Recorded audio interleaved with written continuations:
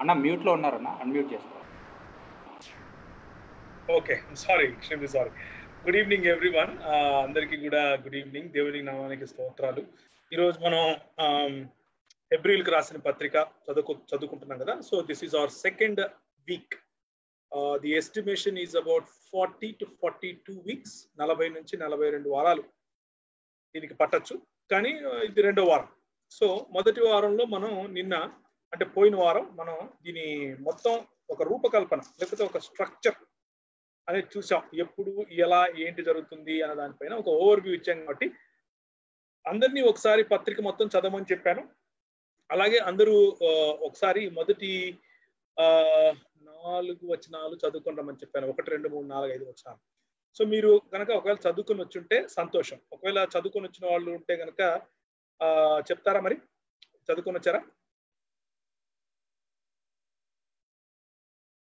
You can write it in the chat or you can unmute and say.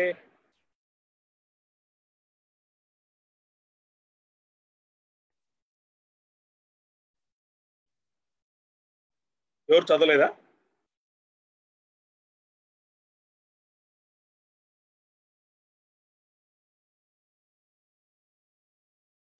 సోదరులు ఎవరు చదివినట్లేరు అయితే? చదివామన్నా. చదివారా?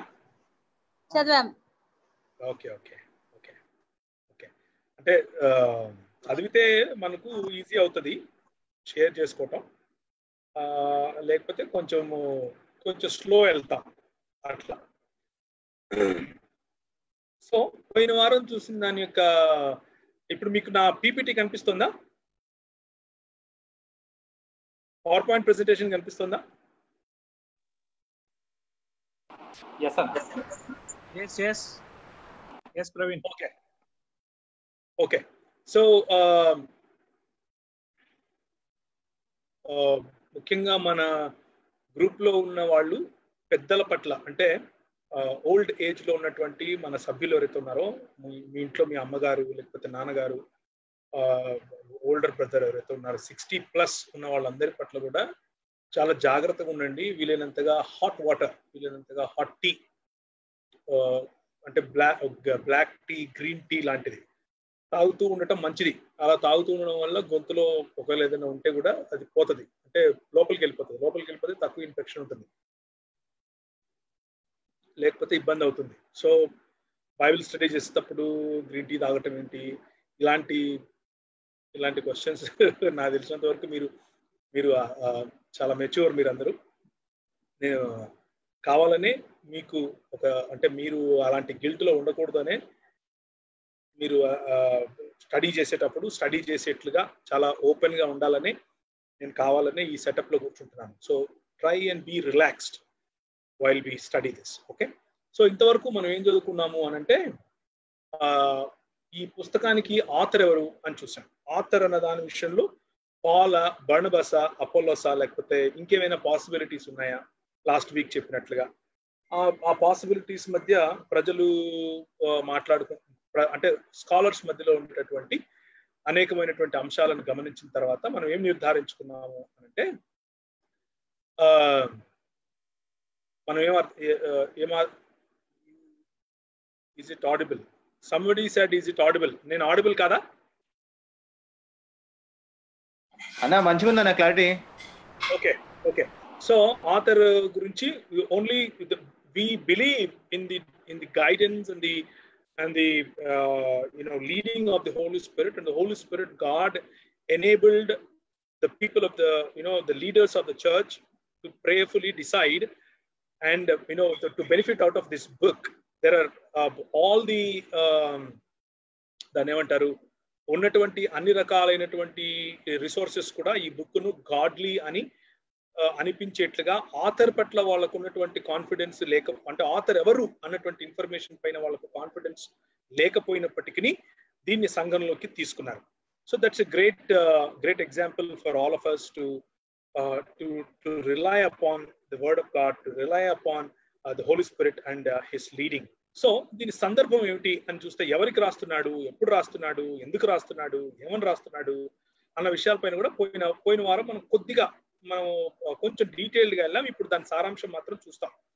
ఎవరికి రాస్తున్నాడు అని అంటే హెబ్రీ సమాజానికి రాస్తున్నాడు, యూదా మత ప్రచారకులకు రాస్తున్నాడు. యూదా మతంలో ఉంటూ చాలా ఫర్వర్తో దేవుణ్ణి ఆరాధిస్తూ ఇప్పుడు యేసు ప్రభువు యొక్క దేవత్వమును తెలుసుకొని ఇటువైపు వచ్చిన వారు, వచ్చిన తర్వాత అపాస్టసీ అంటే వచ్చిన తర్వాత యేసుక్రీస్తు ప్రభువు యొక్క అనుచరులుగా ఉంటూ ఒకవైపు, ఇప్పుడు ఆయన వస్తానని చెప్పాడు ఇంకా రాలేదు, కానీ ఇక్కడ చూస్తేనేమో యూదా మతంలో ఉన్నటువంటి మన సంఘానికి చెందిన వాళ్ళు అనేకులు మనల్ని ఇబ్బందులకు గురి చేస్తున్నారు, కాబట్టి ఇప్పుడు ఉండాలా, వెళ్ళిపోదాం, అంటే తిరిగి మన పాత పద్ధతుల్లోకి వెళ్ళిపోదాం, పాత మతంలోకి వెళ్ళిపోదాం అని ఆలోచించే వారి యొక్క ఆ నేపథ్యాన్ని గమనించండి ఎప్పుడు రాస్తున్నాడు అనేది. సో యేసు ప్రభు పునరుత్థానుడైన తర్వాత హెబ్రీయులు విశ్వాసమందు వెనుకంజ వేస్తున్న సమయంలో అలా కాదు, మనం నమ్ముకుంటున్నటువంటి ప్రభువు ఆయన గొప్పవాడు, ఆయన స్థాయి ఏంటి, ఆయన దేవదూతల వంటి వాడు కాదు, అంతకంటే ఘనమైనటువంటి కుమారత్వమును గొప్పతనాన్ని పొందినవాడు, దేవత్వమును పొందినవాడు, క్రీస్తు తత్వమును పొందినవాడు, దానియేలు ప్రకటించినటువంటి క్రీస్తులో ఉన్నటువంటి క్వాలిటీస్ ఉన్నవాడు అని గుర్తు చేస్తూ రాస్తున్నటువంటి లేఖ ఇది. సో ఈ దృక్పథం అంటే ఈ సమగ్రమైనటువంటి అవగాహన ఉంటే మనం చదివేటటువంటి వచనాలన్నీ కూడా చాలా తేట తెల్లగా అర్థమవుతాయి. మన సొంత జ్ఞానం, సొంత థియాలజీతో ఈ బైబిల్ చదవాల్సిన అవసరం ఉండదు. బైబిల్ చెప్పేదాన్ని దాన్ని ఆధారం చేసుకుని మనం థియాలజీ కట్టుకోవాలి, కానీ మన థియాలజీని ఆధారంగా చేసుకుని బైబిల్ చదవకూడదు. అలా చేయటం వల్లనే చాలా మంది పొరపడుతుంటారు. చాలా మంది తప్పుడు అంశాల వైపుకు, తప్పుడు దాన్ని ఏమంటారు ఇంటర్ప్రిటేషన్ వైపుకు వెళ్ళే ప్రమాదం ఉంటుంది. మనం అండర్స్టాండ్ చేసుకునే ప్రతి ఒక్కటి కరెక్ట్ గానే ఉంటుంది అని నేను చెప్పట్లేదు. మనం వీలైనంత వరకు కరెక్ట్ గా అండర్స్టాండింగ్ చేసుకునే విధంగా మనం నడవాలి అని మాత్రమే చెప్తున్నాను. సో కొన్ని డిఫరెంట్ కలర్స్ లో ఇక్కడ పెట్టాను, దానికి ఒక పర్పస్ ఉంది కాబట్టి ఆ కలర్స్ కొంచెం ఫాలో అయ్యే ప్రయత్నం చేయండి, కానీ కలర్స్ లో పడి కన్ఫ్యూజ్ అవ్వకండి, సింపుల్ గానే చదవండి. ఇది ఈ రోజు మనం ఎన్నుకున్నటువంటి ఈ రోజు అంశం ఈ 4 వచనాలు మాత్రమే. పూర్వకాలమందు నానా సమయములలోను నానా విధములుగాను ప్రవక్తల ద్వారా, ఇది మొదటి 4 వచనాలు, దయచేసి మీ బైబిళ్లలో కూడా చూసుకోండి. ప్రవక్తల ద్వారా మన పితరులతో మాట్లాడిన దేవుడు ఈ దినముల అంతమందు కుమారుని ద్వారా మనతో మాట్లాడెను అంటే ఇది పాస్ట్ టెన్స్, మాట్లాడుతున్నాడు కాదు, మాట్లాడుతాడు కాదు, మాట్లాడెను పాస్ట్ టెన్స్. ఆయన ఈ కుమారుని సమస్తమునకును వారసునిగా నియమించెను, ఆయన ద్వారా ప్రపంచములను నిర్మించెను, ఆయన దేవుని మహిమ యొక్క తేజస్సును ఆయన తత్వము యొక్క మూర్తిమంతమునయ్యుండి తన మహత్తు గల మాట చేత సమస్తమును నిర్వహించుచు పాపముల విషయములలో శుద్ధీకరణము తానే చేసి దేవదూతల కంటే ఎంత శ్రేష్టమైన నామమును పొందినో వారి కంటే అంత శ్రేష్ఠుడై ఉన్నత లోకమందు మహామహుడుగు దేవుని కుడి పార్శ్వమున కూర్చుండెను. ఇదంతా కూడా ఒకటే passage with few sentences and full stops. So ఈ ప్యాసేజ్ మొత్తాన్ని అర్థం చేసుకునేందుకు ఈరోజు కొంచెం సమయం కేటాయిస్తాం. సో ఈ ప్యాసేజ్ని అర్థం చేసుకోవటానికి కొన్ని సెంటెన్సెస్ రూపంలో, అంటే కామాస్ ఉన్న చోట కాకుండా ఫుల్ స్టాప్స్ ఉన్న చోట సెంటెన్సెస్ రూపంలో వాటిని విభజించేందుకు ప్రయత్నం చేశాను.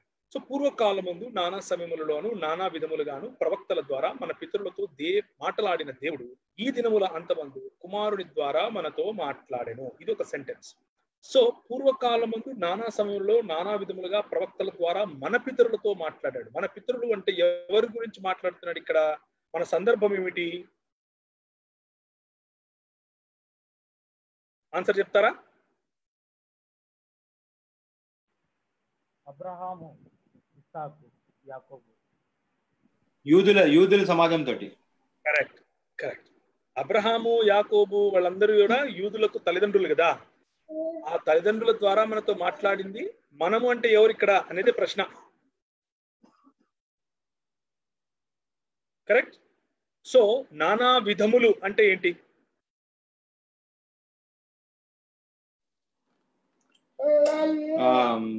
అదే ఏంజల్ ద్వారా, లేకపోతే గాడిద ద్వారా, రైట్, ఆత్మ ద్వారా. ఇంకా ఏమైనా గుర్తుందా ఎవరికైనా? ప్రవక్తల ద్వారా మాట్లాడాడు, ఇంకా ఎవరికైనా గుర్తుందా? ఏ విధములుగా దేవుడు మాట్లాడాడు?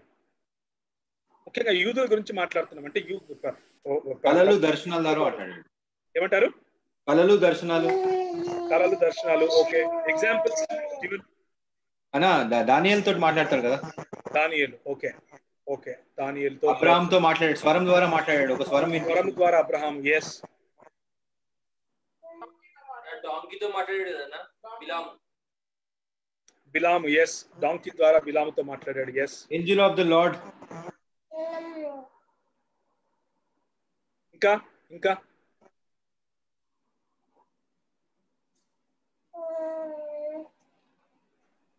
ఇంకెవరికైనా ఏదైనా గుర్తొస్తుందా? Angel of the Lord. Yeah, angel of the Lord స్వయంగా. అంటే ఆయన కుమారుడు కాదా? కుమారుడేనా? రైట్, జాగ్రత్తగా వినాలి, ఇది చాలా ఇంపార్టెంట్ క్వశ్చన్. మనము స్టడీ చేస్తూ ఉన్న సమయంలో మనం కొంచెం డీపర్ గా వెళ్తాం కాబట్టి ఇప్పుడు ఏమంటున్నాడు? ఈ దినములలో మన పితరుల ద్వారా పాతకాలంలో మన పితరులకు పాతకాలంలో ప్రవక్తల ద్వారా మాట్లాడాడు, నానా విధములుగా మాట్లాడాడు అని అంటున్నాడు. కానీ ఆ ప్రవక్తలు మరియు నానా విధములలో కుమారుడు లేడా? ఈ దినములలో అంతమంది కుమారుని ద్వారా మనతో మాట్లాడాడు అంటున్నాడు. కానీ పాత నిబంధన గ్రంథంలో మనం చూస్తే, ఇంతకుముందు మనం చేసినటువంటి స్టడీస్ లో భాగంగా కుమారుడు మాట్లాడలేదా? ఎప్పుడు? చాలాసార్లు మాట్లాడాడు అన్న. చాలాసార్లు మాట్లాడాడు. అంటే మీకా గ్రంథం 5 చూస్తారా ఒకసారి? మీకా గ్రంథం 5:2 ఎవరైనా తీసుకుంటే చదువుతారా? పురాతన కాలం మొదలుకొని శాశ్వతం కాలం వరకు ఆయన చదవాలి. మీకా 5:2. బెత్లెహేము ఎఫ్రాతా యూదా వారి కుటుంబములలో నీవు స్వల్ప గ్రామమును, నా కొరకు ఇశ్రాయేలును ఏలుబోవాడు నీలో వచ్చును. పురాతన కాలం మొదలుకొని శాశ్వత కాలం ఆయన ప్రత్యక్షమగుచుండెను. ఆయన ప్రత్యక్షత పురాతన కాలం నుండి శాశ్వత కాలం వరకు అవుతూనే ఉంది అని దేవుని వాక్యం చెప్తా ఉంది. ఎక్కడెక్కడ అవుతుంది అని అంటే ఆయన అంటున్నాడు, మనం ఇంతకు చాలా సార్లు ఈ స్టడీ చేసాం, కొత్తేం కాదు ఇది. యెషయా గ్రంథంలో 48వ అధ్యాయం చూస్తారు ఒకసారి. యెషయా గ్రంథం 48వ అధ్యాయం 48లో ఈ విధంగా అంటున్నాడు, ఆది నుండి నేను రహస్యంగా మాట్లాడిన వాడిని కాదు, అది పుట్టిన కాలం మొదలుకొని నేను అక్కడ ఉన్నవాడను. ఇప్పుడు ప్రభువు యెహోవాయు ఆయన ఆత్మీయ నన్ను పంపిను.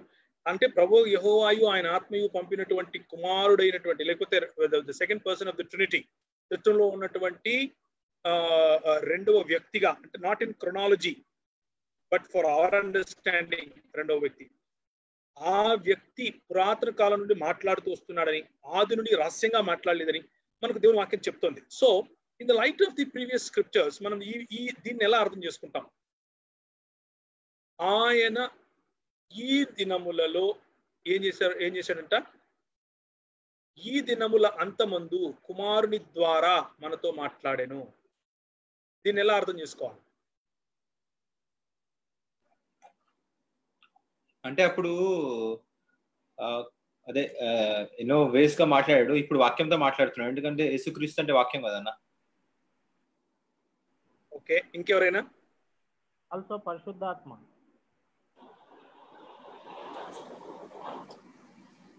Someone said పరిశుద్ధాత్మ. పరిశుద్ధాత్మ ద్వారా మాట్లాడా?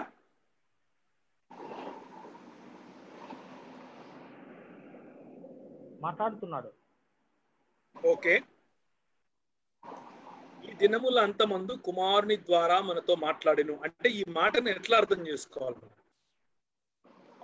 So right, so let me go there little bit. ఈ దినము రైట్, సో ఈ దినముల అంతమందు కుమారుని ద్వారా మనతో మాట్లాడెను అంటే అర్థం ఏమిటి అని అంటే, పాత రోజుల్లో మాట్లాడుతూ ఉన్నది కుమారుడైన దేవుడు అన్న అండర్స్టాండింగ్ లో ఇంకా హెబ్రీయులు సంపూర్ణముగా రాలేదు. దాని కారణంగానే వారిని అలా తెప్పించుకోవటం కోసమే హెబ్రీయులకు రాసిన పత్రికలో ఆయన ఇంకా డీటెయిల్డ్ గా, అంటే మాట్లాడినటువంటి దేవదూతలను దేవుడు ఏమని పిలిచాడు, కానీ కుమారుని గూర్చి దేవుడు ఏం మాట్లాడాడు అని దాని క్రింద ఉన్నటువంటి భాగాల్లో చాలా స్పష్టంగా చెప్తాడు.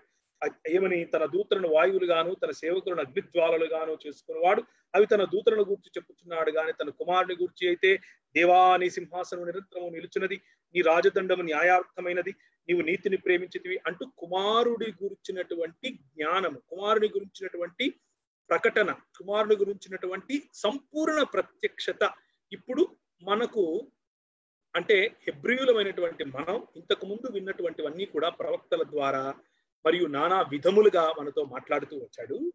ఆ నానా విధాల్లో కళలు ఉన్నాయి, ఆ నానా విధాల్లో స్వప్నాలు ఉన్నాయి, ఆ నానా విధాల్లో ప్రవచనాలు ఉన్నాయి, ఆ నానా విధాలలో మీరు పేర్కొన్న అన్ని మాధ్యమాలు ఉన్నాయి. కానీ అంత్య దినముల్లో కుమారుడు కృపాసత్య సంపూర్ణుడై మన మధ్య నివసించి, ఏ దినాలలో? ఈ దినముల అంతమందు. ఎప్పుడు? ఈ రాసే వాళ్ళు, ఈ రాసే రైటరు ఎవరి గురించి అయితే రాస్తున్నాడో, ఏ ఆడియన్స్ తో అయితే రాస్తున్నాడో వారందరి ఎదుట యేసుక్రీస్తుకు వారితో పరిచయం ఉంది. యేసుక్రీస్తు పంపినటువంటి అపోస్తలులు, యేసుక్రీస్తు పంపినటువంటి అపోస్తలులు నేర్పినటువంటి శిక్షణలో ఉన్నటువంటి వారు. ఇది మనము డేట్ కూడా నేను మీకు ఆల్రెడీ చెప్పాను. 90 CE అంటే యేసుక్రీస్తు ప్రభువు యొక్క మరణ పునరుత్థానాల తర్వాత దాదాపు 20 నుంచి 25 సంవత్సరాల లోపల రాయబడినటువంటి పుస్తకం కదా ఇది. ఇంకా 100 సంవత్సరాలు నిండలేదు. అప్పటికే ఉన్నటువంటి ప్రజల ఎదుట ఆయనతో చెప్తున్నాడు, ఈ దినములు అంతమంది కుమారుడి ద్వారా మనతో మాట్లాడాడు. అంటే he's talking about the actual talking of Jesus Christ with us. హెబ్రీ సమాజమైనటువంటి మనతో ఆయన ఎలా మాట్లాడాడు అని అంటే ఆ విషయాన్ని చెప్తున్నాడు. ఇక్కడ ఏం చెప్తున్నాడు చూడండి. ఆ వాక్యము శరీరధారి అయి కృపాసక్తి సంపూర్ణుడుగా మన మధ్య నివసించును. యోహాను సువార్త 1వ అధ్యాయం 14వ వచనం. తండ్రి వలన కలిగిన అద్వితీయ కుమారుని మహిమ వలె ఆయన మహిమ మనం కనుగొంటిమి. మనము కనుగొంటిమి. ఎవరైతే ఆయనను చూశారో, ఎవరైతే ఆయనను స్పృశించారో, పట్టుకున్నారో, తాకారో, ఎవరైతే ఆయన సన్నిధిని లేకపోతే ఆయన స్నేహాన్ని కనుగొన్నారో, అదే మాటను 1 యోహానులో కూడా యోహాను భక్తుడు కూడా అలాగే రాసినట్లుగా మనం కనిపిస్తుంది. చూడండి 1వ అధ్యాయం, 1 యోహాను పత్రిక 1వ అధ్యాయం. ఆ జీవము ప్రత్యక్షమైన తండ్రి యొద్ద ఉండి మాకు ప్రత్యక్షమైన ఆ జీవనం మేము చూచితిమి, జీవనం గురించి సాక్ష్యం ఇచ్చుచు దానిని మీకు తెలియపరుచున్నాము. మాతో కూడా మీకు కూడా సహవాసం ఉన్నది. 2వ వచనం, 1వ వచనం ఏముంది? మా చేతులు దేనిని తాకి చూచెనో అది మీకు తెలియజేయుచున్నాము కదా. ఏది తాకి చూచితిమో, మేమేది వింటిమో, ఏది కనులారా చూచితిమో, ఏది నిదానించి కనుగొంటిమో, మా చేతులు దేని తాకి చూచెనో. So it's about testifying a actual son of God who lived with them. వారితో కలిసి బ్రతికి జీవించి వారితో మాట్లాడి వారు తాకితే వారి మధ్య ఉన్నటువంటి కుమారుడు ఈ అంత్య దినాలలో మనతో మాట్లాడాడు, ఆయన ద్వారా మనతో మాట్లాడాడు అని ఈ వచనం మనకు నేర్పిస్తా ఉంది. సో ఆ మాటలు ఆ తర్వాత 2వ అధ్యాయానికి వచ్చినప్పుడు దాని యొక్క పరిధి, అంటే ఈ కుమారుని ద్వారా మనతో మాట్లాడే దాని యొక్క పరిధి విస్తరించడం మనం చూస్తాం. దాని తర్వాత చూద్దాం. సో నానా విధములుగా మన పితరులతో మాట్లాడాడు. ఆయన కుమారుని, ఇప్పుడు ఈ కుమారుడు ఎవరైతే ఉన్నాడో, మనతో మాట్లాడుతున్నాడో, ఆ కుమారునికి ఉన్నటువంటి గొప్పతనాన్ని, ఆ కుమారుడికి ఉన్నటువంటి దేవత్వాన్ని, ఆ కుమారుడికి ఉన్నటువంటి సుప్రిమసీ, అన్నిటిపైన ఉన్న అధికారాన్ని మిగిలిన ఈ 3 వచనాల్లో ఆయన మొత్తము హెబ్రీయులకు రాసినటువంటి పత్రిక యొక్క సారాంశం. ఇది హెబ్రీయులకు రాసిన పత్రికకు ఉన్నటువంటి సారాంశం. ఈ rights that in the very beginning of the letter, మొదట్లోనే మొత్తం యేసు ప్రభువుకు ఉన్నటువంటి గొప్పతనాన్ని ఏదైతే ప్రూవ్ చేయాలని, ఏదైతే వీళ్ళకి తెలియజెప్పాలని ఆశిస్తున్నాడో అవన్నీ కూడా 3 వచనాల్లో రాసేస్తాడు సారాంశ రూపకంగా. ఆ తర్వాత దాన్ని వివరిస్తూ వివరిస్తూ వివరిస్తూ మనం ఏం చేయాలి? కాబట్టి మీరు మీ విశ్వాసాన్ని కాపాడుకోండి, కాబట్టి మీరు ఒకసారి ఆయనను రుచి చూచి వెనక్కి వెళ్ళదు, కాబట్టి మీరు, లేకపోతే ఆయన పరీక్ష పెడతాడు, లేకపోతే అంటే ఆయన వార్నింగ్ ఇస్తూ ఉంటాడు. కాబట్టి ఈ 3 వచనాలు చాలా ప్రాముఖ్యం. This is the summary of the greatness of God, greatness of Jesus Christ in Hebrews. హెబ్రీయులకు రాసిన పత్రికలో యేసు క్రీస్తు ప్రభువు ఉన్నటువంటి గొప్పతనాన్ని వివరించేటటువంటి ఈ 3 వచనాలు. ఈ 3 వచనాలు అర్థం చేసుకుంటే సారాంశంలో అధిక భాగం మనకు అర్థమైనట్లే. సో ఆయన కుమారుని సమస్తమునకు వారసునిగా నియమించాడట. ఎవరు ఆయన? ఆయన అంటే ఎవరు? Can we understand this without the doctrinal base or without the firm foundation of Trinity? త్రిత్వము అన్నటువంటి పునాది లేకుండా ఈ వచనాన్ని అర్థం చేసుకోవటం సాధ్యమవుతుందా? ఇంపాసిబుల్. ఎందుకు ఇంపాసిబుల్? దేర్ ఆర్ 2 persons కదా అక్కడ. ఆయన అని మాట్లాడుతున్నప్పుడు there should be another person in divinity దేవునితో సమానంగా యేసుక్రీస్తు ఆయనకి. రైట్. సమస్తము అవును. అంటే ఏమై ఉండాలి? ప్రపంచములు అంటే ఏమై ఉండాలి? దాని వివరణ చూద్దాం. సో ఇక్కడ కొంచెం బ్లర్రీగా ఉంది మీకు, కానీ కావలసినంత ఇన్ఫర్మేషన్ అయితే అక్కడ ఉంది. పిక్టోరియల్ గా రిప్రజెంట్ చేశాను. ఆయన చేతులు సమస్తమును నిర్మించినట్లుగా ఈ పిక్చర్ మీ మైండ్ లో పడేట్లుగా ఉండటం కోసం మాత్రమే పెట్టాను. దట్ పిక్చర్ ఈజ్ నాట్ దాన్ని ఏమంటారు, ఆ పిక్చర్ కనుక మీకు చదవడానికి ఇబ్బంది పడుతూ ఉంటే let me go there. So కుమారుడు అంటే ఎవరు? యేసుక్రీస్తు ప్రభువు. యేసుక్రీస్తు ప్రభువును కుమారుడిగా ఇక్కడ ప్రకటిస్తోంది దేవుని వాక్యం, హెబ్రీయులకు రాసిన పుస్తక. సమస్తము లేకపోతే ప్యాంథాన్ అన్నటువంటి పదం, ప్యాంథాన్ అన్నటువంటి పదానికి everything, every kind of being including all forms of declension, apparently primary world, everything in the world, ప్రపంచంలో ఉన్న ప్రతి ఒక్కటి సృష్టింపబడినది, ప్రతి ఒక్కటి కూడా ఆయన ద్వారా సృష్టింపబడింది అని చెప్పడం కోసం వచ్చేటటువంటి స్టేట్మెంట్ అది. వారసుడిగా ఆయన వచ్చాడు. వారసుడు అని అంటే ఎ షేరర్, ఇక్కడ చూడండి, షేర్ చేసుకునేవాడు, లేకపోతే ఇన్హెరిటర్. ఆయన ప్రపంచములను నిర్మించడం. ప్రపంచములు అని అంటే ఐనాస్, ఐనాస్, ఐనాస్ అని అంటే ఏంటి? అన్ని రకాల ఏవేవైతే ఉన్నాయో ఆ ప్రపంచములన్నీ, పర్పెచ్యూటీ అంటే అనంతము వరకు, సమయం అన్నది మొదలైనప్పటి నుంచి సమయం అయిపోయేంత వరకు ఉన్న ప్రతి భౌతిక వస్తువు అన్ని కూడా ఆయన. ముఖ్యంగా దీన్ని మెస్సియానిక్, యాక్చువల్గా ప్రపంచములను అన్న చోట యుగములను అని కూడా తర్జుమా చేయొచ్చు. యుగములను అంటే సమయానికి సంబంధించినటువంటి వచనం మాట. అది కేవలం భౌతికములే కాదు, సమయానికి సంబంధించినటువంటి మాట కూడా. అంటే సమయములను అని కూడా తర్జుమా చేయొచ్చు. కుమారుడు సమస్తమునకు వారసుడు, అన్ని సమయాలను కూడా నిర్మించినవాడు.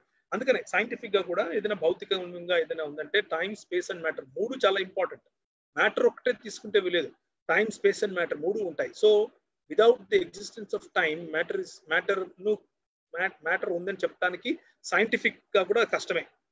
దెర్ఫోర్ ఇక్కడ గ్రీక్ లో రాసినటువంటి పదము ఇక్కడ సమయానికి సంబంధించినది. సో ప్రపంచములు అన్నప్పుడు వరల్డ్ అని ఎంత మీనింగ్ వస్తుందో, అలాగే పీరియడ్స్ లేకపోతే దాని పర్పెచ్యూటీ కూడా అంతగానే దానికి సంబంధించింది అనమాట. నిర్మించటం అంటే to make, to manufacture. Actually దాన్ని ఏమంటారు, సింపుల్ గా చేయాలంటే చేయటం, సింపుల్ చెప్పాలంటే చేయటం. ఆ చేయటము అనే మాట ఏం సూచిస్తోంది? కుమారుడు సమస్తమునకు పైన వారసుడు మరియు ప్రపంచములను నిర్మించాడు అనంటే మనకి ఏం సూచిస్తుంది అంటే కుమారుని యొక్క అధికారం సూచిస్తుంది. తండ్రి కుమారుని యొక్క అధికారాన్ని మనకు ఏ విధంగా చూపిస్తున్నాడు? పరిశుద్ధాత్మ దేవుడు మన జీవితాలలో ఓకే, ఒక క్వశ్చన్ వచ్చింది, pantheon does it also include Satan and evil? Right, మంచి క్వశ్చన్, ఎక్సలెంట్ క్వశ్చన్. ఈ ప్రశ్న రావాలి అని అనుకున్నాను, వచ్చింది. సో సమస్తము, ఆల్ అని అన్నప్పుడు, ఎవ్రీ కైండ్ అని అన్నప్పుడు ఇందులో సాతాను మరియు పాపము కూడా ఉందా అన్నటువంటిది ప్రశ్న. So God is only God. దేవుడు మాత్రమే దేవుడై ఉన్నాడు. This is the first principle that we need to learn. Number 2, God does everything because of who he is. ఆయన ఏమై ఉన్నాడో దాని ప్రకారంగా మాత్రమే ఆయన పనిచేస్తాడు. He does not do anything out of influence of anything else out of him. ఆయనకు అవల ఉన్నటువంటి ఏ ప్రభావములోనూ కూడా ఆయన పని చేయడం. ఎలా తెలుసు? మనము తిమోతికి రాసిన పత్రిక, అలాగే హెబ్రీయులకు రాసిన పత్రిక ముందు వెళ్ళినప్పుడు చదువుతాం. గాడ్ సమీపించరాని తేజస్సులో నివసించే దేవుడు తన స్వభావములకు విరోధంగా ఏది చెయ్యడు అని దేవుని వాక్యం చెబుతాం. So God alone is God, and God is what he is, and God does what he is, and God does based on what he is. ఆయన మంచివాడు కనుక ఆయన మంచి మాత్రమే చేస్తాడు. కానీ చెడు అనంటే absence of మంచి. సో చెడుకు దానంతట అదే ఉనికి లేదు. God did not create evil. Evil is nothing but the absence of good. Evil is nothing but the దాన్ని ఏమంటారు, తిరుగుబాటు, దేవుని నియమానికి, దేవుని క్యారెక్టర్ కు తిరుగుబాటే evil. So God did not create. Bible simply says very clearly that God did not create evil. God cannot actually create evil. ఆయన చేయలేడు, because he is, ఆయన తన ఉనికికి లేకపోతే తన క్యారెక్టర్ కి వ్యతిరేకంగా ఏది చేయడు అని దేవుని వాక్యం చెప్తుంది కాబట్టి. So are there things that God did not create? There are no things. But can those things be absent? Yes. Things కాదు, can those characters be absent? Yes. దాని కారణంగానే దాని కారణంగానే దేవునికి వ్యతిరేకమైనటువంటి ఆలోచనగా వచ్చినటువంటి సాతానును ఆయన క్రియేట్ చేశాడా? సాతానును కాదు, మంచిగా ఉన్నటువంటి దేవదూతను క్రియేట్ చేశాడు. ఆ దేవదూత యొక్క స్వకీయ నిర్ణయం కారణంగా దేవునికి వ్యతిరేకంగా ఆ దేవదూత మరియు తన సమూహమును తీసుకుని క్రింద పడ్డాడు. So that is how we will reconcile it. Right? Okay. So కుమారుని యొక్క అధికారం, హెబ్రీయులకు రాసిన పత్రిక 2వ అధ్యాయం 8వ వచనం చూస్తారా? అంటే కుమారుని యొక్క అధికారం మనం చదివేటటువంటి పుస్తకంలో నుంచే within the context of that scripture మనం చూసే ప్రయత్నం చేద్దాం. 2:8 ఏం చెప్తున్నాడు? ఆయన అధికారం ఏమిటి? నీ చేతి పనుల మీద వానికి అధికారం అనుగ్రహించితివి, వాని పాదముల కింద సమస్తమును ఉంచితివి.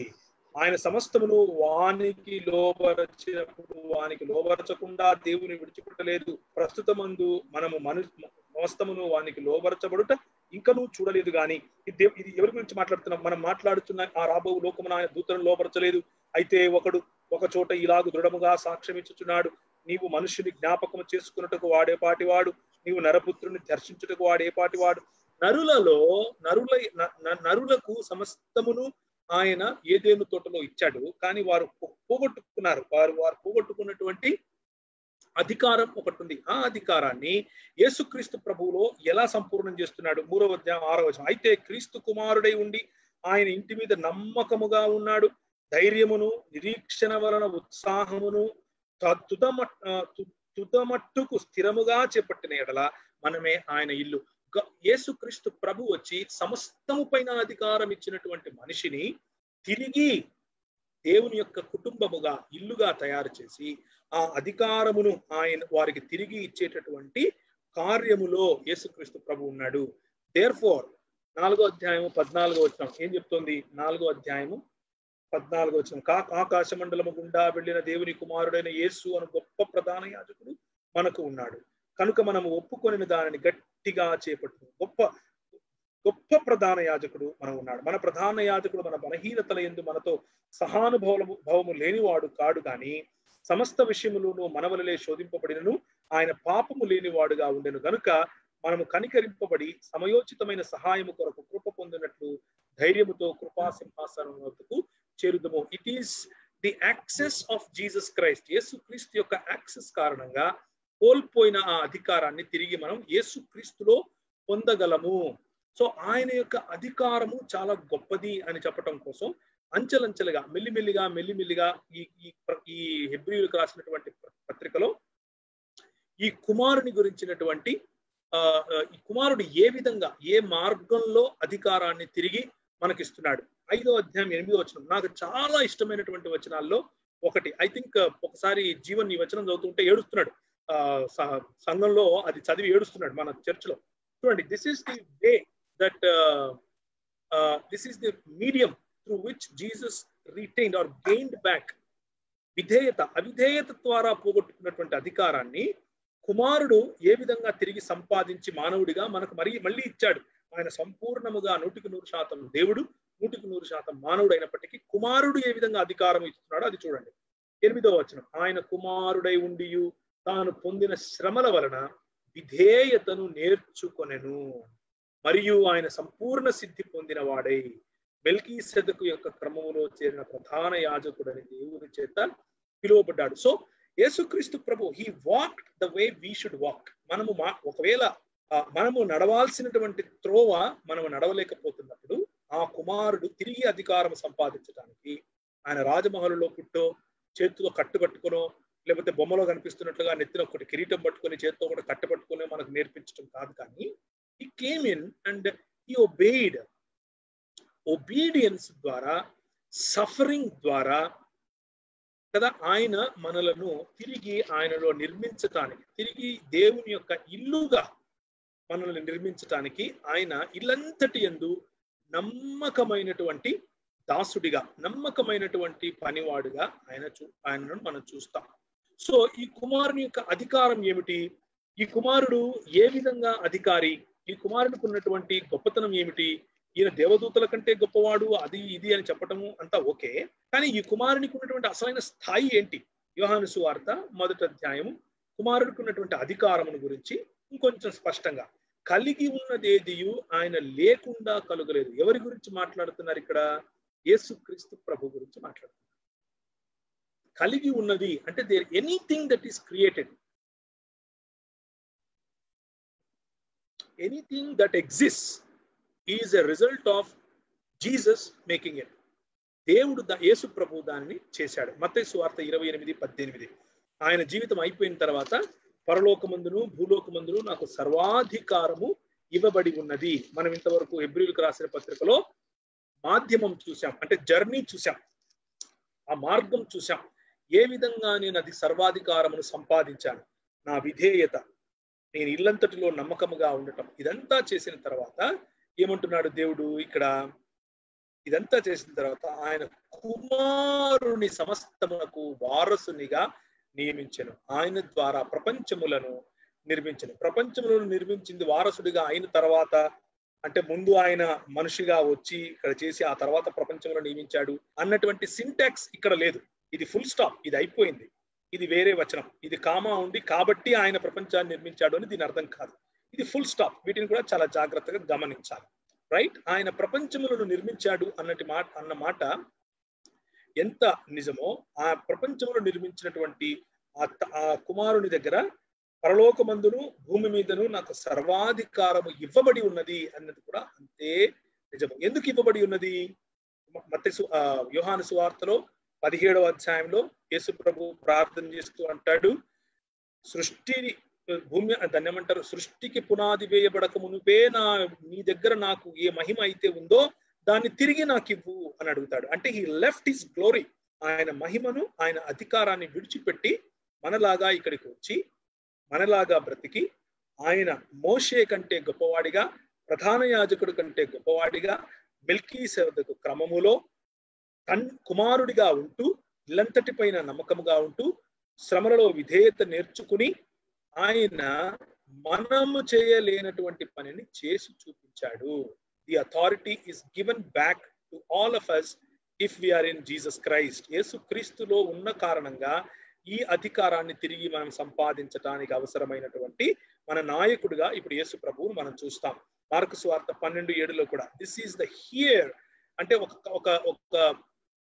ఒక దృష్టాంతం చెప్తాడు, ఒక ఉపమానం. ఆ ఉపమానంలో ఇదిగో వారసుడు వచ్చాడు, వాడిని పట్టుకొని కొడదాం పట్టండి అని కొట్టి ఇన్హెరిటెన్స్ మనం లాక్కుందాము అన్నటువంటి దుష్ట ఆలోచన కూడా మనకు కనిపిస్తాయి. There Jesus calls himself as the son, అధికారం ఉన్నటువంటి కుమారుడిగా మనకు అక్కడ కనిపిస్తాడు. యోహాను సువార్త 1వ అధ్యాయము 10వ వచనంలో కూడా ఒకసారి చూసినట్లయితే, ఈ లోకంలోనే ఆయన ఉన్నాడు కానీ ఈ లోకం ఆయనను, చూడండి ఒకసారి 1వ అధ్యాయం 10వ వచనం, నిజమైన వెలుగు ఉండెను, అది లోకమునకు వచ్చుచు ప్రతి మనుష్యుని వెలిగించుచున్నది. ఆయన లోకములో ఉండెను, లోకం ఆయన మూలముగా కలిగెను కానీ లోకం ఆయనను తెలుసుకొనలేదు.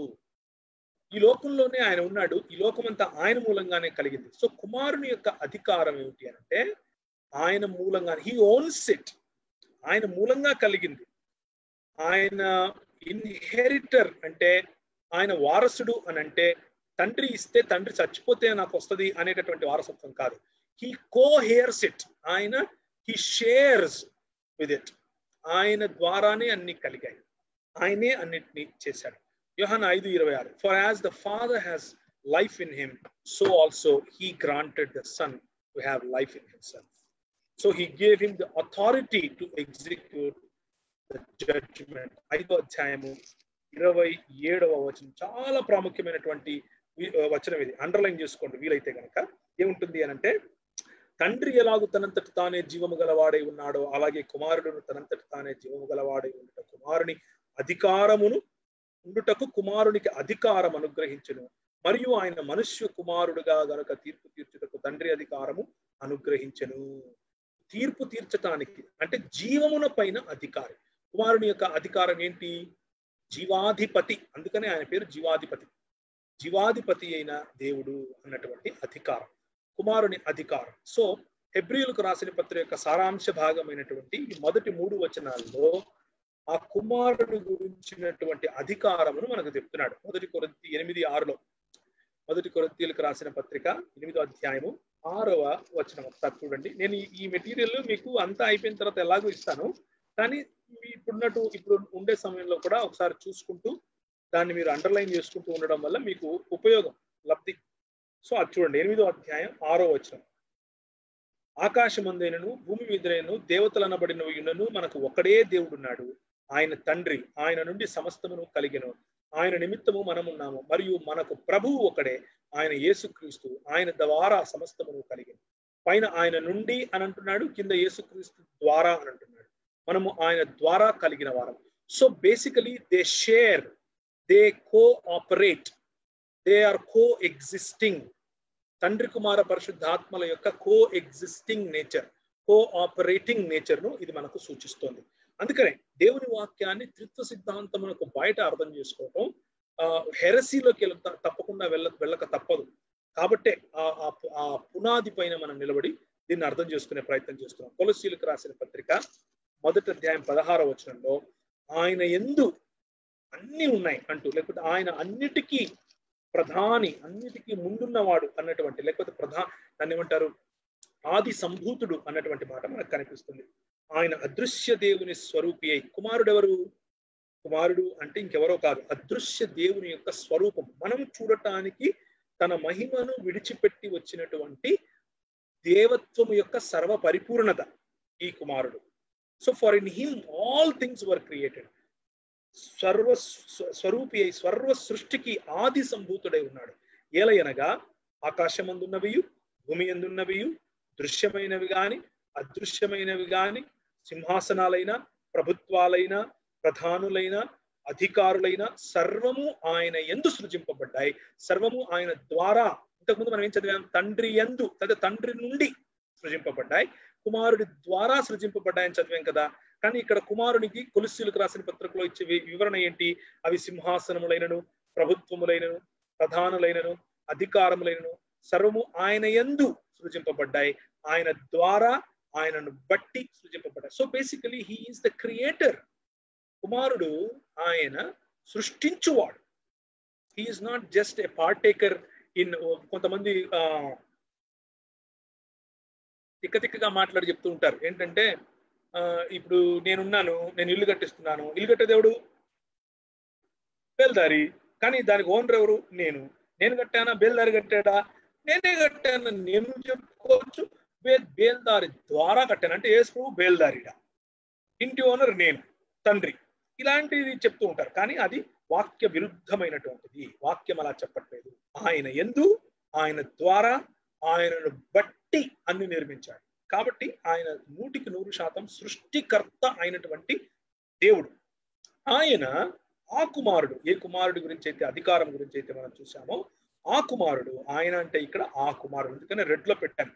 ఈ ఆయన అంటే ఎవరు? ఈ కుమారుడు గురించి ఏదైతే చెప్తామో ఆ కుమారుడు.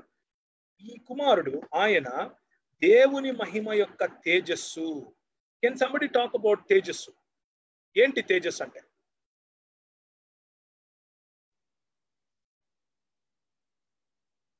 ఏంటి ఆ తేజస్సు? మీకు ఏదైనా ఎక్స్పీరియన్స్, లేకపోతే ఏదైనా ఒక పిక్చర్, లేకపోతే ఏదైనా ఒక ఎగ్జాంపుల్ ఏదైనా ఉంటే చెప్పచ్చు. I give you say 5 seconds. అంటే సన్ ని మనము చూడలేము, లైట్ అంటే we can see him, representation of God, right? Tejas. Anything else? ఇంకెవరైనా? నేను ఒక చిన్న తేజస్సు ఉన్నప్పుడు ఏమవుతుంది అంటే ఒక చిన్న ఎగ్జాంపుల్ చెప్తాను చూడండి. ఇప్పుడు ఈ రూమ్ లో నేను మీకు బాగా కనబడటం కోసం ఒక లైట్ పెట్టుకున్నాను. ఆ లైట్ కొంచెం బ్రైట్ గా ఉంటది కాబట్టి ఈ రూమ్ అంతా ఇప్పుడు కొంచెం బ్రైట్ గా ఉంది. ఈ లైట్ ను ఆఫ్ చేస్తే ఈ లూమినస్ ఏదైతే ఉందంటే ఈ లక్స్ ఈ లైట్ కు ఉన్నటువంటి లైట్ కంటే కూడా నా వెనక ఉండేటటువంటి లైట్ చాలా సరిపోతుంది, చాలా బ్రైట్ గా ఉంటది. కానీ ఈ లైట్ పెట్టుకున్నందుకు ఆ లైట్ డిమ్ అయిపోతుంది. నేను ఇలా చేయి పైకెత్తినప్పుడు, ఇట్లా అడ్డం పెట్టుకున్నప్పుడు ఈ కెమెరా దాని మీద కొన్ని ఇట్లా ఇలా గీతలు రావడం చూస్తాం. ఎందుకు అని అంటే it cannot handle that light. ఆ లైట్ ని హ్యాండిల్ చేయలేదు. సో ఇప్పుడు నేను కనుక ఈ కెమెరాని ఎత్తి ఆ లైట్ వైపు చూపించానంటే మీకంతా మబ్బు కనిపిస్తుంది. బికాజ్ లైట్ అనేది ఆ లైట్ యొక్క తేజస్సు మనకు అలవాటైనటువంటి తేజస్సు అంతా కూడా చీకటి అనిపిస్తుంది. దేవుని యొక్క తేజస్సు ఏమవుతుంది అని అంటే మనకు అలవాటైనటువంటి తేజస్సును చీకటిగా చూపిస్తుంది, చీకటి అనిపించేస్తుంది. అందుకనే దేవుని యొక్క మహిమ, దేవుని యొక్క పరిశుద్ధత, దేవుని యొక్క పవిత్రత ముందు మన పరిశుద్ధత, మన పవిత్రత, మన మహిమ మురికి గుడ్డల్లాగా కనిపిస్తాయి. So that is how I would like to give you as an example. 2 కొరింథీ 4:4 ఏం చెప్తుంది? 2 కొరింథీ 4:4 ఈ మహిమను మనం చూడటానికి, మనం గమనించటానికి సాధారణంగా ఉన్నటువంటి ప్రజల యొక్క కన్నులు, లేకపోతే సాధారణంగా ఉన్నటువంటి ఈ లోక శరీరానుసారంగా ఉన్నటువంటి దేవుని స్వరూపి ఉన్న క్రీస్తు మహిమను కనబరచు సువార్త ప్రకాశము వారికి ప్రకాశింపకుండా నిమిత్తము ఈ యుగ సంబంధమైన దేవత అవిశ్వాసులైన వారి మనోనేత్రములకు గ్రుడ్డితనము కలుగు చేసింది. Our eyes are the same eyes, but the light of the gospel, పరిశుద్ధ సువార్త యొక్క ఈ తేజస్సు ఏదైతే ఉందో ఆ తేజస్సు కుమారుడి యొక్క, లేకపోతే కుమారుడైన దేవుని యొక్క మహిమలో ఉన్నటువంటి ఆయన గురించినటువంటి ఆ సువర్తమానం దేవుని స్వరూపి అయి ఉన్న క్రీస్తు మహిమను కనబరిచేటటువంటిది మనం చెప్పే సువార్త. ఆ మహిమను మనము సాధారణమైనటువంటి మాటల్లో ప్రజలకు తెలియజేస్తూ ఉంటాం. ఇప్పుడు మనం ఒక చిన్న అప్లికేషన్ పార్ట్ ఒకసారి మీ ముందేస్తాను. ఇంత మహిమ గల తేజస్సు గల దేవుని గురించి మనం సాధారణమైనటువంటి మాటల్లో చెబితే కొంతమంది వారి హృదయము వెలిగింపబడతాయి, వారి హృదయంలో మార్పు మనం చూస్తాం. వారు ఈ తేజోమయుడైనటువంటి దేవుని వద్దకు వస్తారు. ఎంత గొప్ప ఆధిక్యత మంది, ఎంత గొప్ప రెస్పాన్సిబిలిటీ మంది. ఒక్కోసారి ఒళ్ళు గొగురు పాటు పడుతుంది కదా. ఇంత గొప్ప దేవుడు, ఇంత గొప్ప మహిమ కలిగినటువంటి దేవుడు గురించి సాధారణమైనటువంటి మాటలు, బోగులు కడుక్కుంటూ, కసువు చిమ్ముకుంటూ, లేకపోతే దాన్ని ఏమంటారు, ఇల్లు బూజు చూసుకుంటూ, బండిలో పోతూ, బస్సులో పోతూ చాలా తేలిగ్గా చెప్పేస్తూ ఉంటాం. కానీ ఆ మహిమ, మనం కంటికి చూడలేనటువంటి ఆ మహిమ మన సాధారణమైనటువంటి తేలిక మాటల్లో సువార్త రూపంలో మనుష్యుల హృదయాలను వెలిగిస్తుంది. ఈ లోక దేవత వారి హృదయాల వారి కన్నులను వారి మనోనేత్రాలకు మబ్బు కలుగు చేసినప్పటికీ ఈ మహిమ కలిగినటువంటి ఈ వెలుగు, దేవుని యొక్క మహిమ తేజస్సుకు మూర్తిమంతత్వమైనటువంటి యేసు ప్రభువుని గురించినటువంటి వార్త వారి జీవితాలలో ప్రకాశం తీసుకొస్తుంది. So I would like to encourage you my brothers, my sisters. మనందరికీ కూడా మనం ఎంకరేజ్ అవ్వాల్సింది ఏంటంటే, ఇంత గొప్ప మహిమను మనం డిస్ప్లే చేయలేము, మనం చూపించలేము, కానీ సాధారణమైనటువంటి మాటల్లో కూడా దాన్ని మనం కమ్యూనికేట్ చేయగలుగుతాం. That is the goodness and greatness of God. 2 పేతురు 1:17 కూడా దేవుని మహిమను గురించినటువంటి మాటలు మనకు కనిపిస్తాయి. ఒకసారి చూస్తారా? ఎవరైనా తీసిన వాళ్ళు ఉంటే చదవండి.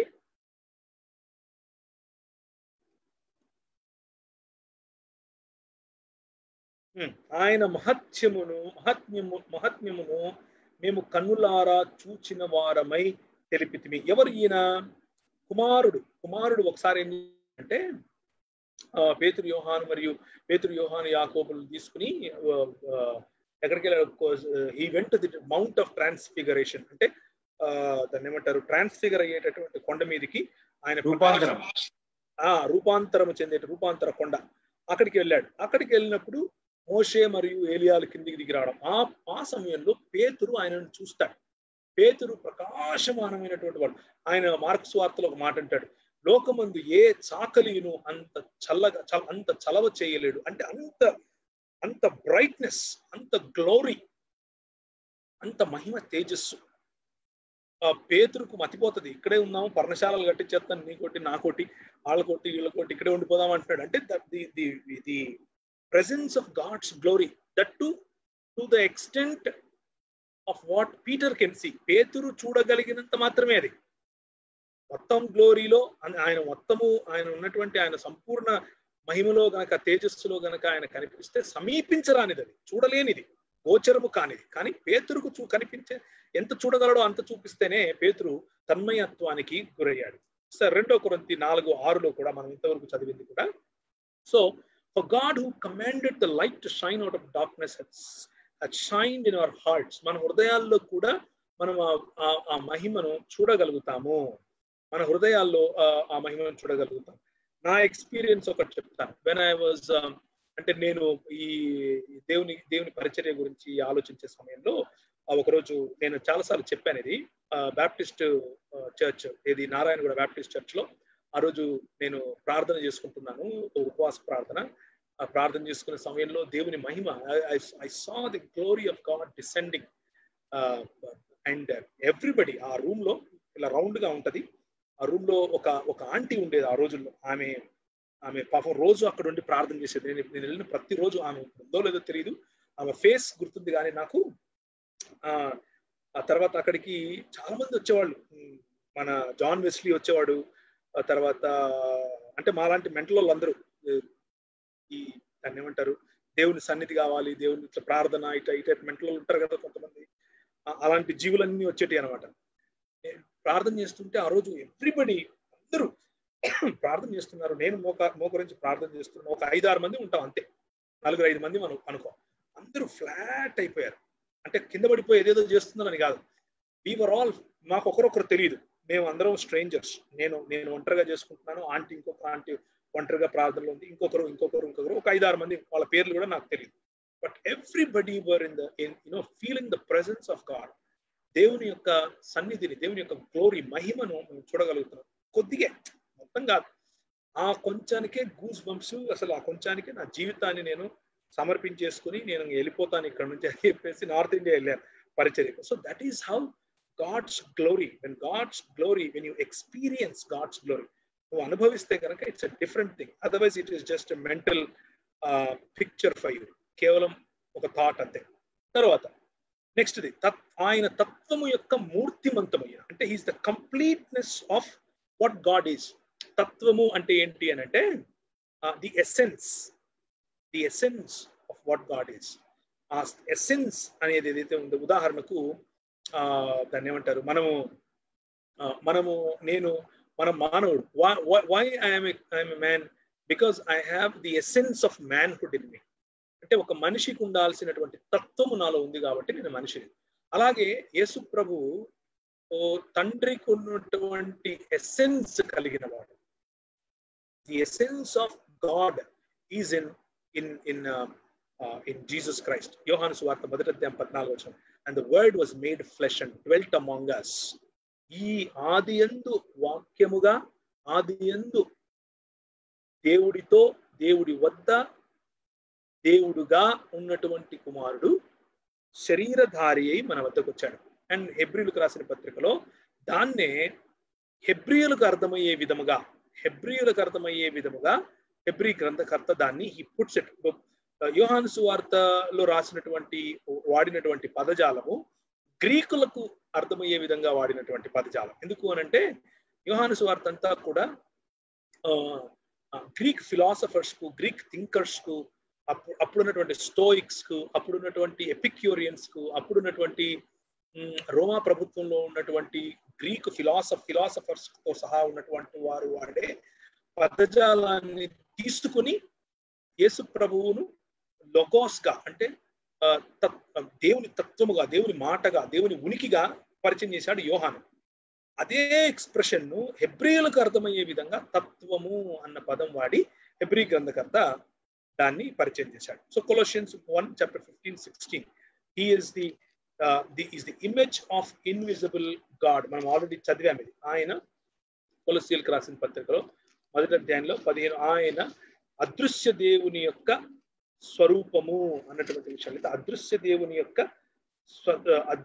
దేవుని యొక్క స్వరూపి అయి అన్నటువంటి విషయాన్ని మనం చూసాం.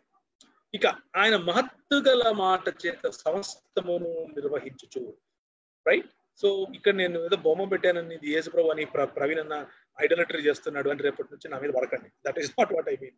Just for you to understand. పిల్లలు ఒకరు పార్టిసిపేట్ చేస్తుంటే వాళ్ళకు కూడా అర్థం అవడం కోసం అది చాలా పెట్టానంతే. సో ఆయన మాట చేత నిర్వహిస్తున్నాడు. నిర్వహించటం అంటే అర్థం ఏంటి? He is managing things. He is the one that does things. He is the one that ఆయన మాట చేత అంటే out of the principles of the word of God, out of ఆయన మాట యొక్క నియమాలు, ఆయన మాట చేత ఏర్పరిచినటువంటి ఫిజికల్ నియమాలు, ఆయన మాట చేత వచ్చినటువంటి సోషల్ నియమాలు, ఆయన మాట చేత వచ్చినటువంటి జ్యూరిస్టిక్షన్స్, ఆయన మాట ద్వారా వచ్చినటువంటి కెమికల్ రియాక్షన్స్, ఆయన మాట ద్వారా వచ్చినటువంటి all loss of physics, all loss of the universe, ఆయన కేవలం ఒక మాట చేత వచ్చినటువంటి మనుష్యుల యొక్క సంబంధాలు, ఇవన్నీ కూడా మానవుని పతన స్థితిలో కూడా కేయాటిక్ అంటే భయంకరమైనటువంటి ఉపద్రవం వైపుకు వెళ్లకుండా ఆయన పర్పస్ అంతా అయిపోయేంత వరకు దానిని నిర్వహించేటటువంటి బాధ్యత తీసుకున్నటువంటి వాడు మన ప్రభువు. అందుకనే 17వ వచనంలో మనం ఇంతవరకు చదివాము ఏమని? దృశ్యమైనవి గాని అదృశ్యమైనవి గాని, సింహాసనములైన, ప్రభుత్వములైన, ప్రధానులైన, అధికారులైన సర్వము ఆయన యందు సృజింపబడ్డారు అన్నటువంటి మాట. ఇక ఇప్పుడు మనం చదివేటువంటి హెబ్రీయులకు రాసిన పత్రికలో ఉన్నటువంటి ప్రధానమైనటువంటి అంశం, ఈయన ఎందుకు చెప్పాడు ఇదంతా అంటే, ఈ శుద్ధీకరణ చేసి, పాపం విషయంలో శుద్ధీకరణ చేసి అనే పాయింట్ తీసుకురావాలి ఇక్కడ. ఆ పాపం విషయంలో శుద్ధీకరణ చేసేందుకు సామాన్యమైనటువంటి ప్రధాన యాజకుడు కాదీనా, ఈ మామూలు ప్రధాన యాజకుడు చేసే శుద్ధీకరణ వేరు, కానీ సమస్త అధికారము కలిగిన, దేవత్వము యొక్క మూర్తిమంతత్వము కలిగిన, మాట చేత సమస్తాన్ని నిర్వహించేటటువంటి ప్రధాన యాజకుడు అని చెప్పడం కోసం ఈ మాట చెప్తున్నాడు. సో మనకున్న ప్రధాన యాజకుడు ఎంత గొప్పోడంటే అని చెప్పడం కోసం హెబ్రీయులకు రాసిన పత్రికలో ఉన్నటువంటి సారాంశాన్ని ఇక్కడ తీసుకొని వచ్చి శుద్ధీకరణం చేసేటటువంటి ప్రధాన యాజకుడితో ముడిపెట్టి ఈ మాటలు చెప్తున్నాడు. సో తీతుకు రాసిన పత్రిక 2:14. తీతుకు రాసిన పత్రిక 2:14. He gave himself for us to redeem us. మనందరినీ కూడా విడిపించటానికి, విడుదల చేయించటానికి ప్రధాన యాజకుడికి ఉన్నటువంటి ప్రధానమైనటువంటి పనులలో ఒకటైనటువంటి కదా విమోచన అనేటటువంటి తీతుకు రాసిన పత్రిక 2వ అధ్యాయం 14వ వచనం ఏమంటున్నాడు? ఆయన సమస్తమైన దుర్నీతి నుండి మనలను విమోచించి సత్క్రియల ఎందాసక్తి గల ప్రజలను తన కోసరము పవిత్రపరచుకొని తన సొత్తుగా చేసుకొనుటకు తను తానే మన కొరకు అర్పించుకొనెను. So he's the one. ఆయన యాక్చువల్ గా ఏం చేయాలి?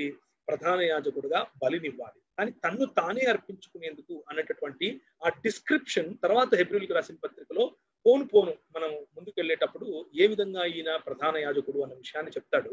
కానీ సారాంశ రూపం ముందే ఇచ్చేస్తున్నాడు. He's giving you the excerpt or he's giving you the totality of the entire the written book called Hebrews in those 3 verses. ఆ 3 వచనాలలో సమస్తం యొక్క సారాంశాన్ని ఇస్తున్నాడు. కాబట్టి ఏ విధంగా ఆయన ప్రధాన యాజకుడు, ఏ విధంగా మనల్ని విడిపించే పని చేస్తున్నాడు అనేది చెప్తున్నాడు. హెబ్రీయులకు రాసిన పత్రిక 9:14. How much more will the blood of Christ, who through the eternal Spirit offered himself unblemished to God, purify our conscience. ఆయన ప్రధాన యాజకుడు కేవలం పై మెరుగులతోటి, మేకల చేతయు కోడెల చేత, రక్తం చేత కాదు, కానీ he purified our conscience.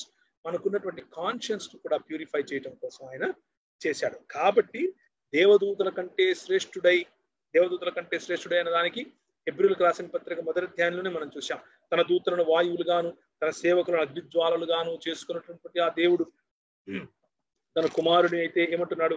దేవా నీ సింహాసనము అంటూ, ప్రభువా నీవు ఆది యందు పునాది వేసి ఆకాశ మండలం నీ చేతి పనులే. సో దేవదూతల కంటే గొప్పవాడు అని చెప్పేటటువంటి ప్రయత్నం. ఇక చివరిగా శ్రేష్టమైన నామమును పొంది దేవదూతల కంటే ఉన్నత లోకమందు మహామహుడకు దేవుని కుడి పార్శ్వమును కూర్చున్నాడు. కుడి పార్శ్వము అనేది చాలా ప్రాముఖ్యమైనటువంటి కాన్సెప్ట్. ఈ కుడి పార్శ్వము అనే దాన్ని ఇంటికి వెళ్ళిన తర్వాత మీరు ఇంకొంచెం స్పష్టంగా చదివేందుకు ప్రయత్నం చేయండి. కుడి పార్శ్వము అన్నటువంటి ఈ ఎక్స్ప్రెషన్ ఆయన కీర్తనల గ్రంథం 110వ అధ్యాయం నుంచి తీసుకున్నాడు. కీర్తనల గ్రంథం 110వ అధ్యాయంలో ఈ కీర్తనల గ్రంథం 110వ అధ్యాయం అన్నది ఎక్కువ భాగంగా హెబ్రీలు లేకపోతే యూదులు కంఠస్థం చేసేటటువంటి జబూర్ లేకపోతే కంఠస్థం చేసేటటువంటి కీర్తనలలో ఒకటి. చాలా ప్రాముఖ్యమైనది కీర్తనలు 110 అనేది. ఎందుకు అంటే ఇది దావీదుకు చెందినటువంటి కీర్తన. దీన్ని చాలా ఎక్కువగా ప్రజలు కంఠస్థం చేస్తూ ఉంటారు. ప్రభువు నా ప్రభువుతో సెలవిచ్చిన వాక్కు, నేను నీ శత్రువులు నీ పాదపీఠమునుగాను చేయ వరకు నా కుడి పార్శ్వమున కూర్చుండుము. So this is the fulfilment of హెబ్రీలకు రాసిన పత్రికలో ఈ గ్రంథకర్త ఏమని చెప్తున్నాడు అంటే, Jesus Christ in the lineage of David, దావీదు యొక్క సంతతిగా దావీదుకి ఇచ్చినటువంటి ఆ ప్రవచన వాక్యాన్ని సంపూర్ణం చేస్తూ అప్పుడు ఇచ్చినటువంటి వాక్యాన్ని ఆయన సంపూర్ణం చేశాడు. ఎలా సంపూర్ణం చేస్తున్నాడు? ఆయన దేవత్వం యొక్క మూర్తిమంతత్వమై ఉన్నాడు. ఆయన దాన్ని ఏమంటారు, తన మాట చేత అన్నిటిని నిర్వహించాడు. తత్వము యొక్క మూర్తిమంతత్వమై ఉన్నాడు. మహత్తుగల మాట చేత సమస్తము నిర్మించాడు. పాపం విషయంలో శుద్ధీకరణ చేశాడు. దేవదూతల కంటే శ్రేష్టమైన వాడిగా అయిపోయాడు. కాబట్టి దేవుడి కుడిపార్శ్వమున కూర్చున్నాడు. మీ దావీదుతో ఏదైతే మన పితరులతో మాట్లాడాడని ఆల్రెడీ చెప్పాడు కదా. మన పితరులైనటువంటి దావీదు ద్వారా మాట్లాడినటువంటి మాటలు, యూదులమైనటువంటి మనము ఎదురు చూస్తూ ఉన్నటువంటి క్రీస్తు, యూదులైనటువంటి మనం ఎదురు చూస్తున్నటువంటి మెల్కీసెదెకు క్రమము చొప్పున వచ్చినటువంటి మన ప్రధాన యాజకుడు ఇప్పుడు పనిని పూర్తి చేసి దేవుని కుడిపార్శ్వాన కూర్చున్నాడు. దేవుని కుడిపార్శ్వమున అని అంటే అది క్రీస్తుకు సంబంధించినటువంటి ఎక్స్ప్రెషన్. నోబడీ ఎల్స్, ఏ రాజు, ఏ ప్రవక్త, ఏ దైవజనుడు కూడా దేవుడి కుడిపార్శ్వముతో తను తాను పోల్చుకోడు. పోల్చుకోవడానికి వీలు లేదు. కేవలం క్రీస్తు మాత్రమే. యేసు క్రీస్తా కాదా అనేది పక్కన పెట్టండి. యేసే క్రీస్తు అని నూతన నిబంధన గ్రంథం మనకు తెలుసు. కానీ పాత నిబంధనలో ఉన్న సత్యం ఏమిటి అని అంటే, పాత నిబంధనలో మనకు నేర్పించినటువంటి లేకపోతే ప్రవక్తలందరి ద్వారా దేవుడు మాట్లాడింది ఏమిటి అంటే, నా కొరకు మిమ్మల్ని ఏలుబోయేవాడు ఒకడు వస్తున్నాడు, నా కుడి పార్శ్వము, I will save you by righteous right hand, నీతి గల నా దక్షిణ హస్తము అని అంటాడు కదా. ఆయన ఇంకెవరో కాదు, ప్రభువుని యేసుక్రీస్తు అని చెప్పేటటువంటి ప్రయత్నం అన్నమాట. సో దీన్నే ఈ మహామహుడగు దేవుడు ఇంతవరకు కుమారుని గురి పొగిడితే ఇప్పుడు మహామహుడగు దేవుడు అని అంటున్నాడు. మహామహుడగు దేవుడి దగ్గరికి మార్కు సువార్త 16లో ఆయన ఎక్కిపోవటం మనం చూస్తాం. అలాగే యోహాను సువార్త 14వ అధ్యాయం 9వ వచనంలో ఫిలిప్తో మాట్లాడుతూ, నీవు నన్ను చూస్తే తండ్రిని చూసినట్లే అంటాడు. హెబ్రీయులకు రాసిన పత్రిక 1వ అధ్యాయం 13వ వచనంలో నీ సింహాసనము కదా, ఏమైనా ఒకసారి చూస్తారా? హెబ్రీయులకు రాసిన పత్రిక 1వ అధ్యాయము 13వ వచనము ఏమంటాడు అని చెప్పగా, అయితే నేను నీ శత్రువుని పాదములకు పాదపీఠముగా చేయి వరకు నీవు నా కుడి పార్శ్వమున కూర్చును. This is exactly the same words that he took from కీర్తనలు 110 నుంచి తీసుకున్నటువంటి వచనమే. కీర్తనలు 110లో నుంచి తీసుకునే హెబ్రీయులకు రాసిన పత్రికలో కుడి పార్శ్వము, రైట్ హ్యాండ్ అన్నటువంటి ఎక్స్ప్రెషన్ తో మాట్లాడటం మనం చూస్తాం. ఇదే థీమ్, ఈ థీమ్ వచ్చేట్లుగా మెజెస్టీ లేదా సుప్రిమసీ, అధికారం, అన్నిటినీ చేయగలిగినటువంటి నీతి అనేటటువంటి సారాంశం వచ్చేట్లుగా హెబ్రీయులకు రాసిన పత్రిక 8, 10 మరియు 12 వచనాల్లో కూడా మనం చూస్తాం. దేవుని కుడి పార్శ్వము అని అంటే, బహుశా ఇది సరిగ్గా కనబడట్లేదు కాబట్టి మీకు నేను అది తీసేస్తాను. ఒక నిమిషం ఆగండి. Just make sure that you all are join there. sat down on the right hand of majesty on high. హెబ్రీయులకు రాసిన పత్రిక 8:1, హెబ్రీయులకు రాసిన పత్రిక 12:2, మత్తయి 26:64, మార్క్ 14:62, హెబ్రీ 1:13, హెబ్రీ 10:12 వీటన్నిటిలో కూడా దేవుని కుడి పార్శ్వమున కూర్చునే స్థాయి అధికారమును 110వ అధ్యాయం నుంచి తీసుకొచ్చి మెస్సియా లేదా మెస్సియానిక్ ప్రాఫెసీ, ఈయనే క్రీస్తు అని ఎస్టాబ్లిష్ చేయడం కోసం చేసేటటువంటి ప్రయత్నమే హెబ్రీయులకు రాసిన పత్రిక 1వ అధ్యాయం మొదటి 3 వచనాల్లో మనకు కనిపిస్తుంది. ఆఖరి వచనం చదివేసి, ఆఖరి వాక్య భాగం చదివేసి నేను కంక్లూడ్ చేస్తాను. దానియేలు గ్రంథం 7వ అధ్యాయం చూస్తారు ఒకసారి. దానియేలు గ్రంథం 7:14. ఇక్కడ క్రీస్తును గురించినటువంటి దర్శనం, సన్ ఆఫ్ మ్యాన్ లేకపోతే మనుష్య కుమారుడు గురించినటువంటి దర్శనం మనకు కనిపిస్తుంది. సకల జనులను, రాష్ట్రములను, ఆయా భాషలు మాట్లాడువారును ఆయనను సేవించినట్లు ప్రభుత్వమును మహిమయు ఆధిపత్యమును ఆయనకి ఇవ్వబడిన. ఆయన ప్రభుత్వము శాశ్వతమైనది, అదెన్నటికి తొలగిపోదు, ఆ రాజ్యము ఎప్పుడు లయము కాదు. సో అల్టిమేట్లీ ఈ క్రీస్తు యొక్క రాజ్యమును గురించి supreme dignity, supreme decorum, supreme power, supremely accomplishing his will, supreme ఆయన ఈ భూమండలం అంతటిపైన ఏ విధముగా తన రాజ్యమును ఎన్నటికీ నశించిపోని రాజ్యమును స్థాపిస్తాడు అని మనుష్య కుమారుడుగా పిలువబడినటువంటి క్రీస్తు ఇంకెవరో కాదు అంటూ హెబ్రీయులకు రాసిన పత్రికలో మనము మున్ముందు చాప్టర్స్ లో ఈ వచనం యొక్క ఫుల్ఫిల్మెంట్ హెబ్రీయులకు అర్థమయ్యే విధంగా రాయడం మనం గమనిస్తాం. సో ఈ రోజుకు మనము హెబ్రీయులకు రాసిన పత్రికలో మొదటి 4 వచనాలు చూసుకుంటున్నాం. ఎఫెసీయులకు రాసిన పత్రికలో ఒకసారి కనుక మనం చూసినట్లయితే మనం చూసినటువంటి ఈ వచనాలకు సారాంశముగా మొదటి అధ్యాయము 20 నుంచి 21 వరకు ఆయన బలాతిశయము చేత క్రీస్తును మృతుల్లో నుండి లేపి సమస్తమైన ఆధిపత్యము కంటెను, అధికారము కంటెను, శక్తి కంటెను, ప్రభుత్వము కంటెను, ఈ యుగమందు మాత్రమే గాక రాబోవు యుగమునందు పేరు పొందిన ప్రతి నామము కంటెను ఎంతో హెచ్చుగా పరలోకమునందు ఆయనను తన కుడిపార్శ్వమున కూర్చుండబెట్టుకొని ఉన్నాడు. So who is accomplishing this work? ఎవరు ఈ దేవుని కుడిపార్శ్వమున కూర్చునేటటువంటి పనిని అకంప్లిష్ చేస్తున్నారు? తండ్రి అయిన దేవుడు. ఎవరు ఈ కుడిపార్శ్వమును కూర్చుండే పనిని తన భుజాన వేసుకుని చేస్తున్నారు? కుమారుడైన దేవుడు. ఎవరు ఈ కుడిపార్శ్వమును కూర్చుండే పనికి తన సంపూర్ణమైనటువంటి తన చిత్తములో ఈ పనిని చేస్తున్నారు? మనం ఇంతవరకు చెప్పినట్లుగా పరిశుద్ధాత్మ దేవుడు. మృతులలో నుండి లేపిన సమస్తమైన మృతులలో నుండి లేపింది రోమిలకు రాసిన పత్రిక వెళ్తే మృతులలో నుండి లేపినటువంటి పరిశుద్ధాత్మ దేవుని గురించి మనం చదువుతాం. సో తండ్రి కుమార పరిశుద్ధాత్మల యొక్క ప్రధానమైనటువంటి వారి చిత్తమును నెరవేర్చేటటువంటి అంశంలో కనుక మనం చూసినట్లయితే హెబ్రీయులకు రాసిన పత్రిక మొదటి 4 వచనాల్లో యేసు ప్రభువు మహింపరచబడటం, యేసు ప్రభువు అధికారిగా గుర్తించటం, యేసు ప్రభువు రాజుగా గుర్తించటం, యేసు ప్రభువు సమస్తమును జరిపించేవాడుగా గుర్తించటం, యేసు ప్రభు తన మాట చేత నిర్వహించేవాడుగా గుర్తించటం, యేసు ప్రభు దేవుని కుడిపార్శ్వమును కూర్చుండేవాడుగా గుర్తించటం. ఇది హెబ్రీ పత్రిక యొక్క సారాంశం. ఈ సారాంశాన్నే రాబో చాప్టర్స్ అన్నిట్లో కూడా విడమరచి ఆయన ఎక్స్పోనెన్షియల్ గా అంటే అంచెలంచెలుగా దాన్ని వివరిస్తాడు. ఆ వివరించే క్రమంలో ఆయన హీ యూజెస్ సింబల్స్ లైక్ అంటే కొన్ని గుర్తులు ఎలాంటివి? ప్రధాన యాజకుడు, రాజు, మెల్కీసెదెకు, మోషే, తర్వాత ఏంజల్స్ అంటే దేవదూతలు, ఇలాంటి వారన్నిటినీ కూడా తీసుకుని ఏ సింబల్స్ అయితే ఎవరైతే యూదుల లేకపోతే హెబ్రీయుల యొక్క మనసుల్లో పెద్దపీట వేసుకుని ఉన్నారు, చాలా గొప్పవాళ్ళు అని అనుకుంటున్నారు, వాళ్ళందరికంటే గొప్పవాడు యేసు ప్రభు అని చెప్పే ప్రయత్నం హెబ్రీయులకు రాసినటువంటి పత్రికలో ఆయనను పోలిన వాడు ఇంకొకటి లేడు, మీ మోషే లేడు, మీ దేవదూతలు లేరు, మీ ఎవరూ లేరు అని చెప్పడం కోసం చేసే ప్రయత్నం మనం చూస్తాం. అలా ఉన్నాడు కాబట్టే మీరు మీ విశ్వాసాన్ని విడిచిపెట్టకండి అనేటటువంటి కంక్లూడ్ ఆయన చేస్తాడు.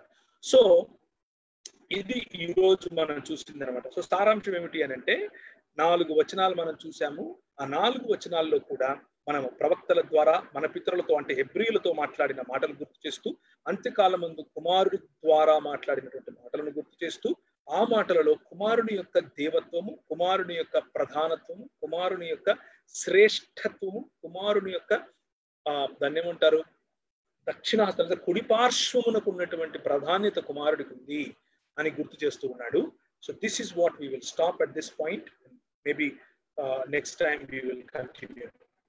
Thank you.